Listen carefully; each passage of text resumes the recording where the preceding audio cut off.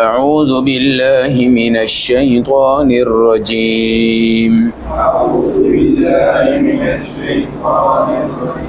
بسم اللہ الرحمن الرحیم تلاوت کردہ آیات مبارکہ کا ترجمہ۔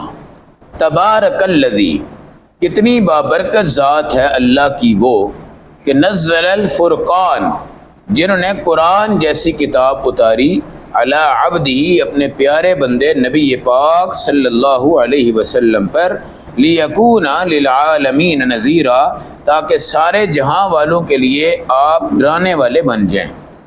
الذی لہ ملک السماوات والارض، وہ اللہ ہے جو بادشاہ ہے آسمانوں اور زمینوں کا، ولم یتخذ ولدا، اور نہیں بنایا اس نے اپنا کوئی بیٹا، ولم یکن لہ شریک فی الملک، اور نہ اس کی بادشاہت میں کوئی دوسرا شریک ہے، وخلق کل شیء، ہر چیز کو پیدا بھی کیا، فقدرہ تقدیرا، سب کے اندازے بنائے۔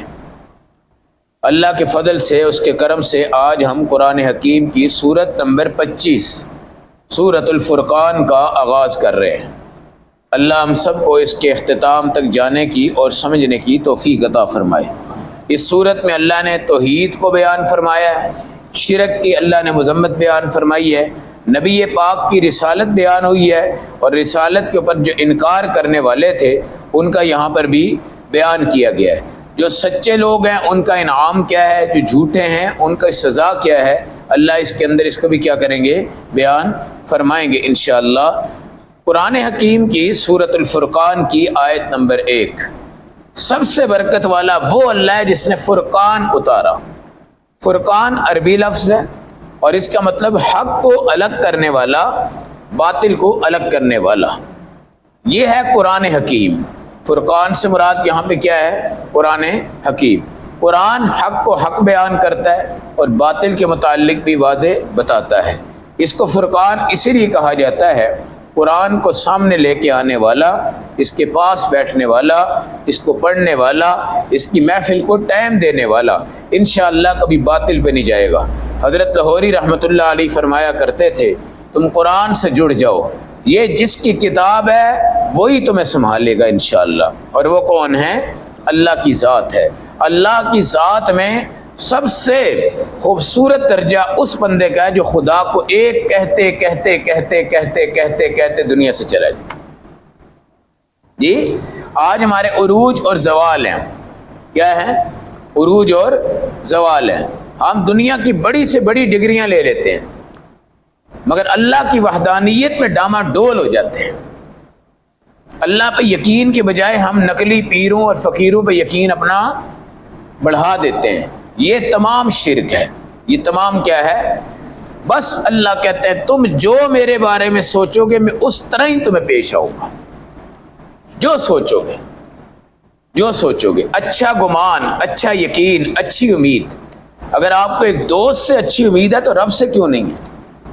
اگر آپ کے ایک سجن بیلی آپ کہتے ہیں یار یہ مجھے کبھی نامراد نہیں ہونے دیتا، تو پھر یہ کس طرح ہو سکتا ہے کہ اللہ آپ کو نامراد ہونے دے؟ آپ کہتے ہیں یہ خاندان کا جو فلاں آدمی ہے نا وہ میری کوئی بات ریجیکٹ نہیں کر سکتا، اللہ بھی کہتا ہے یہ بندہ جس طرح میری بندگی کر رہا ہے میں اس کی کوئی بات، جائز ہی بات ہوگی وہ ریجیکٹ نہیں کروں گا۔ ہمیں صرف چاہیے اللہ پہ بھروسہ، بس باقی سارے کام اللہ نے کرنے ہیں۔ خود سوچا کرو کہ جب اللہ کسی بھی کام کو کرنے پہ قادر ہے، بے بس نہیں ہے، تو پھر سارے کام اللہ سے ہی مانگنے چاہیے۔ اللہ نہیں کرنے، اللہ ہی ہمیں کر کے دیں گے۔ یہ اللہ نام ہی اتنا پیارا ہے کہ جس وقت یہ منہ پہ آتا ہے تو خدا کی قسم دل ویسے ہی حشاش اور بشاش ہو جاتا ہے۔ جہاں کہیں بھی آپ کسی تنہائی میں ہوں، کبھی آپ کو خوف لگے، کبھی آپ کو اجنبیت لگے، تو یا اللہ، یا رحمان، یا رحیم آپ پڑھتے رہو گے، آپ کو ایسا لگے گا جیسے آپ کے ساتھ کوئی چیز چل رہی ہے۔ آپ اکیلے اب نہیں ہیں، آپ اکیلے اب نہیں ہیں۔ یہ اللہ کا ورد، یہ جو بزرگ ہمارے ہوتے تھے نا، آپ کو پڑھاتے تھے لا الہ الا اللہ، لا الہ الا اللہ، لا الہ الا اللہ، لا الہ الا اللہ، یہ بار بار جو وظیفہ ہم کرواتے ہیں، اور محفل ذکر ہوتی ہے، محفل درود ہوتی ہے، بہت سی چیزیں ہوتی ہیں، یہ بار بار ذکر کرنے کا مقصد ہے ہمارے دل میں اللہ کے نام کا جماؤ آ جائے۔ بار بار درود کا مقصد بھی یہ ہے کہ ہم نبی پاک صلی اللہ علیہ وسلم کے ساتھ اپنی نسبتیں کیا کر لیں، قائم کر لیں۔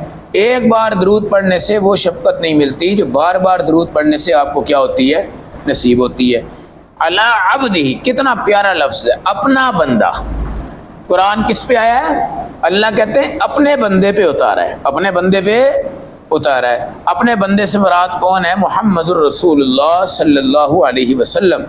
یاد رکھنا، ایک من کا تھیلا ہونا آٹے کا، وہ اٹھا کے پہاڑی پہ چڑھنا جائے نا، آج کل ہمارے جوان بھی رہ جاتے ہیں اور بوڑھے بھی رہ جاتے ہیں۔ نبی پاک کی اگر آپ نے طاقت دیکھنی ہو کہ آپ کتنے بڑے طاقتور ہیں، تو قرآن کی ایک آیت اگر پہاڑ پہ اترے تو اس کو ریزہ ریزہ ریزہ کر دیں، اور نبی پہ 6666 قرآن کی آیتیں اتر گئی ہیں، لیکن آپ ریزہ ریزہ نہیں ہوئے۔ یہاں تک آتا ہے کہ جب آپ پہ وحی آتی تھی تو آپ کی سواری پہ وزن پڑتا تھا، وہ سواری بیچاری بیٹھ جاتی، زمین کو جا کے لگتی تھی۔ نبی پاک پہ اتنا دباؤ آتا تھا کہ آپ کو بخار چڑھ جاتا تھا، سردیوں میں آپ کا پسینہ نکل رہا ہوتا تھا۔ یہ سورت مزمل جو اتری ہے نا، یہ وہ ادا ہے۔ جب آپ کو غار ہرا میں وحی آئی تو آپ کو سردی لگی، ظاہر ہے جب آپ پہ دباؤ آتا ہے، خوف آتا ہے، تو بندے کو ایک دم سے رونگٹے کھڑے ہو جاتے ہیں اور سردی لگتی ہے۔ آپ نے خدیجہ سے کہا زملونی، مجھے کمل لا کے دو، وہ سردی کی وجہ سے کمل دیا، تو قرآن نے کہا یا ایھا المزمل، یا ایھا المزمل۔ جس چادر کو اما خدیجہ نے دھویا اور رکھا اور نبی پاک کو دیا، اس چادر کا ذکر قرآن میں، یا ایھا المزمل۔ مدثر، یہ جو عام چادر ہوتی ہے، شال، اس کو مدثر کہتے ہیں۔ بڑا کمل ہوتا ہے، اس کو مزمل کہتے ہیں۔ یہ سب ازواج مطہرات کی بھی شان ہے۔ ظاہر ہے یہ بھی یہی رکھتی تھی، ہماری طرح کے تو نہیں ہے نا جناب، اس کا کمل الگ ہے، اس کا الگ ہے، اس کا الگ ہے۔ حضرت علی اور اما فاطمہ کے پاس ایک کمل تھا، ہے نہیں، وہ رکھتے تھے تو پاؤں پہ پورا نہیں آتا تھا۔ دن کو اس میں چارہ لے جاتے تھے، جانور اس میں سے چارہ کھاتے رہتے تھے، شام کو سکھا کے جھاڑ کے لے آتے، رات کو سو جاتے۔ آج کل یہ تصور ہمارے خاندان میں نہیں پایا جاتا۔ اعلی عبدہ، اپنا بندہ، اس پہ قرآن اترا ہے، اس سے بڑا طاقتور کوئی نہیں ہے۔ دنیا باز کرتی ہے سب سے بڑا بہادر کون ہے؟ اللہ کے بعد نبی پاک ہے، کیونکہ یہ جتنا وزن قرآن کا اٹھایا ہے، یہ صرف میرے نبی صلی اللہ علیہ وسلم کی شان ہے، اور کوئی نہیں اٹھا سکتا۔ یہ ہمارا عقیدہ ہے، یہ ہمارا عقیدہ ہے۔ پھر نبی پاک چونکہ رحمت للعالمین ہے، آپ کی زبان سے جب یہ قرآن آگے صحابہ میں منتقل ہوا تو وہ رحمت بن گیا، جلال ختم ہو گیا۔ جلال کیا ہو گیا؟ ختم ہو گیا۔ اب آپ کا چھوٹا 4 سال کا بچہ بھی بیٹھ کے قرآن پڑھ رہا ہوتا ہے، 7 سال کے بچے قرآن کے حافظ بن چکے ہیں۔ ان کو آج تک کوئی بخار نہیں ہوا، موسمی الگ ہے، مگر قرآن پڑھنے کی وجہ سے بخار، ان پہ بوجھ کوئی نہیں ہے، ان پہ وزن کوئی نہیں، ان پہ پریشر کوئی نہیں ہے۔ یہ ہے رحمت للعالمین کی صفات۔ پورا قرآن جن کی زبان سے نکلا، وہ پورا قرآن مدرسوں کے بچوں پہ جا رہا ہے، لیکن کسی کو کوئی تکلیف۔ یہ رحمت للعالمین کی صفات ہے۔ اگر آپ کی زبان سے ہمیں یہ نہ ملتا تو پھر خدا کی قسم جبرائیل امین کی زبان میں بھی وہ تاثیر تو نہیں ہے نا جو ہمارے نبی کی زبان میں۔ جبرائیل امین بے شک پڑھتے تھے، آپ کو سناتے تھے، لیکن جو وزن تھا وہ ہمارے نبی پہ پڑتا تھا۔ کس پہ پڑتا تھا؟ ہمارے نبی صلی اللہ علیہ وسلم۔ اور یہ بوجھ آپ نے اٹھایا ہے، ورنہ ہماری طرح کا کوئی بندہ ہوتا کہتا بس اللہ ایک ہی آیت بڑی ہے۔ کیا ہے؟ ایک ہی آیت بڑی ہے۔ الحمدللہ صرف اٹھایا، وزن برداشت کیا، قرآن حفظ کیا، پھر اللہ نے آپ کو یاد کروایا، پھر آپ نے صحابہ کو پڑھایا، پھر پوری دنیا کے اصحاب صفہ کے چبوترے سے علماء کو نکالا، ساری دنیا میں قرآن کو پھیلایا گیا۔ اور قرآن کا اتنا رواج تھا کہ ہر گلی میں قرآن، ہر جگہ قرآن، ہر محلے میں قرآن، ہر جگہ قرآن۔ لِيَكُونَ لِلْعَالَمِينَ نَذِيرًا، آپ قرآن پڑھیں، پوری دنیا کو جہنم کے عذاب سے ڈرائیں۔ یہ ڈرانا بھی سنت ہے۔ ڈرانا بھی کیا ہے؟ کہتے ہیں یہ کام نہ کرنا، تمہارے ابو آئیں گے بتا دوں گی، ماں کہتی ہے نا، بچہ ڈر جاتا ہے۔ بھئی اتنا ڈرانا جائز ہے، کسی کی ماں زبردست ہوتی ہے، پریشر والی ہوتی ہے، تو اس کا باپ کہہ رہا ہوتا ہے تو نے یہ کام کیا تو میں امی کو بتا دوں گا، بچہ رک جاتا ہے نہیں؟ کبھی کبھی کیا ہوتا ہے، یہ کام کرو گے میں قاری صاحب کو بتا دوں گی، بچہ سمجھ جاتا ہے۔ یہ کام کرو گے میں تمہارے ٹیچر کو بتا کے آتا ہوں، بچہ سمجھ جاتا ہے۔ اور اگر یہ کام کرو گے تمہیں اللہ پکڑے گا۔ بچپن سے اللہ سے ڈراؤ، بچپن سے۔ کس سے؟ ہم ڈراتے ہیں بھالو آ گیا، کتا آ گیا، بلی آ گئی، چوہا آ گیا، سانپ آ گیا، بچہ ڈر رہا ہوتا ہے۔ کس سے ڈر رہا ہے جی؟ بھالو سے ڈر رہا ہے، کتے سے ڈر رہا ہے، بلی سے ڈر رہا ہے۔ وہ خدا کے بندو، یہ تربیت جاہلانہ ہے۔ ہم کہیں بیٹا یہ شرارت نہیں کرنی، اللہ ماریں گے، بیٹا باہر ننگے پاؤں نہیں جانا، اللہ ماریں گے، بیٹا یہ گالی نہیں نکالنی ورنہ اللہ تمہیں ماریں گے، بیٹا یہ کرتوت نہیں کرنے ورنہ اللہ تمہیں ماریں گے۔ اب وہ بچہ خود تجسس میں آئے گا، یار اللہ ہے کون ہے؟ ہم کہتے ہیں جناب بھالو سے ڈر جاؤ، بلی سے ڈر جاؤ، یہ کتا آ گیا ہے، وہ سانپ آ گیا ہے۔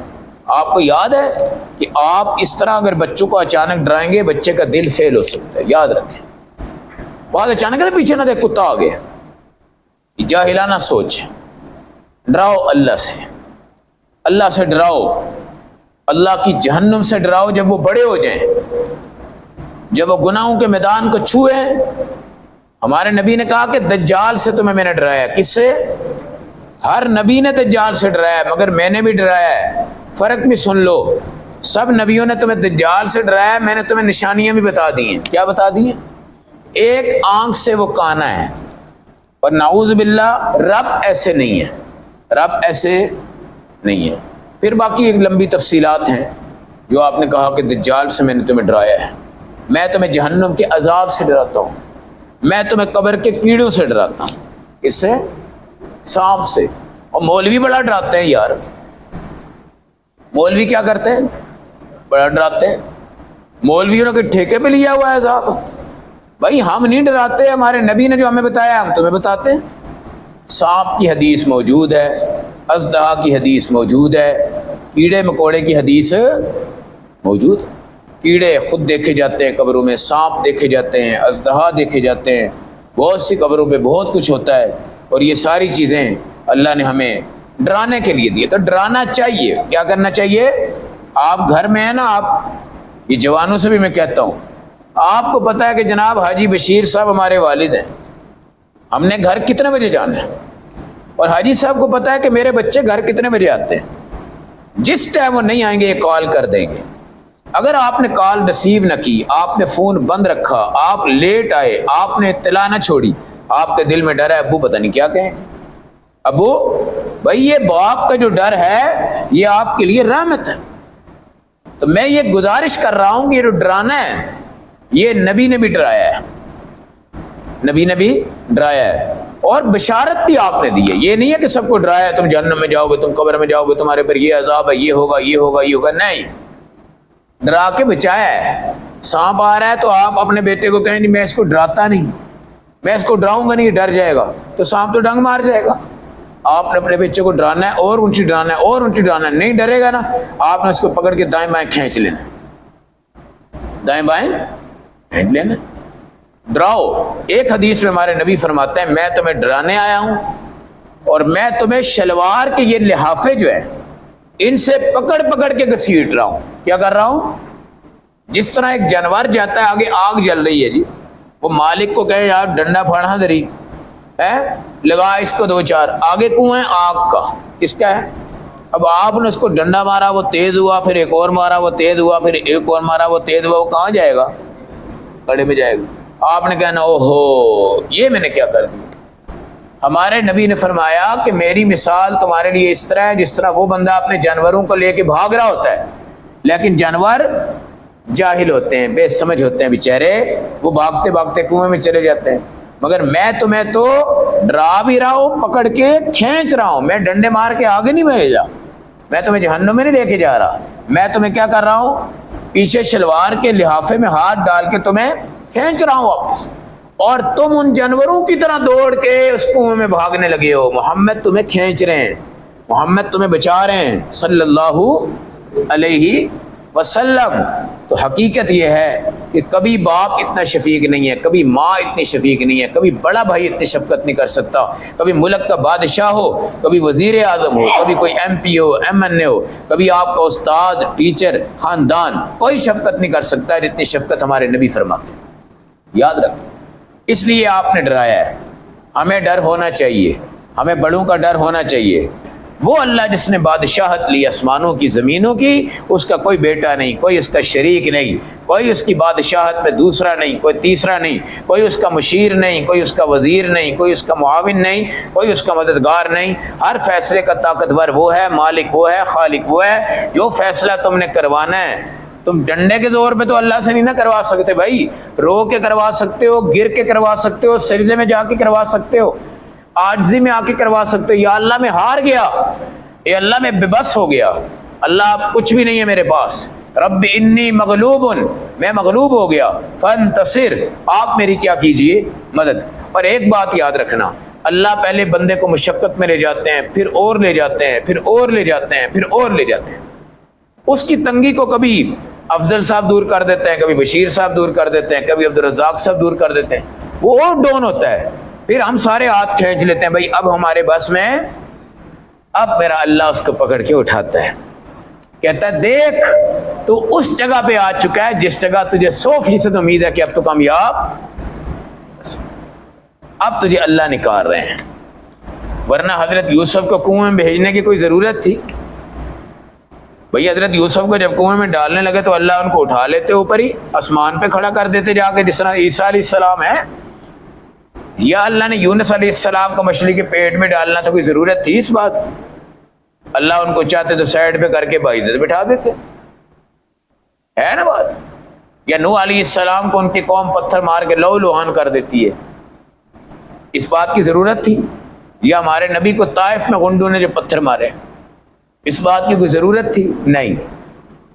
ایسے حالات میں اللہ لے کر آئے جہاں یوسف کے ملنے کی امید نہیں تھی، وہاں اللہ نے اٹھایا بھی، بچایا بھی، آگے پہنچایا، تخت شاہی پہ بٹھا دیا۔ عزت ہے، کہاں پہنچایا، پھر کہاں سے اٹھایا، اور اٹھا کے اللہ ان کو کہاں تک لے گئے۔ اب ابراہیم علیہ السلام جیسے بزرگ جو ماں کو کہتے ہیں اللہ ایک ہے، باپ کو کہتے ہیں اللہ ایک ہے، خاندان کو کہتے ہیں اللہ ایک ہے، ان کو اللہ نے پھر آگ میں ڈال دیا۔ یہ کیوں؟ تاکہ ساری دنیا کی لکڑیاں ایک طرف ہوں، رب کا بچاؤ، پھر اللہ نے ان کو نکالا اور آگ گلزار بن گئی۔ یہ کیا وجہ ہے؟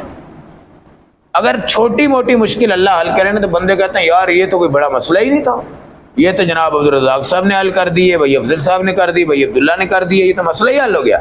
وہ مشکل جس کو وزیر نہ کریں، مشیر نہ کریں، بادشاہ نہ کریں، بندہ پھنس جائے، نا امید ہو جائے، بالکل ہتھیار پھینک دے، چھوڑ دے، اس وقت میرا اللہ اس کو اٹھاتا ہے، بچاتا ہے، پھر اس کو اٹھا کے اوپر لے جاتا ہے۔ وہ وقت ہوتا ہے اللہ کی معرفت کا، اللہ کی پہچان کا۔ بس بھائی اللہ اللہ کیا کرو، اللہ اللہ کیا کرو، اور اس ذکر کو کیا کرو، اور توحید پر پوری دنیا میں، بازاروں میں، دکانداروں میں، کالجوں میں، یونیورسٹیوں میں محنت کرو، اور اگر آپ خود توحید پہ آنا چاہتے ہیں تو دوسروں کو توحید کی دعوت دینا شروع کرو۔ اللہ ہم سب کو عمل کی توفیق عطا فرمائے۔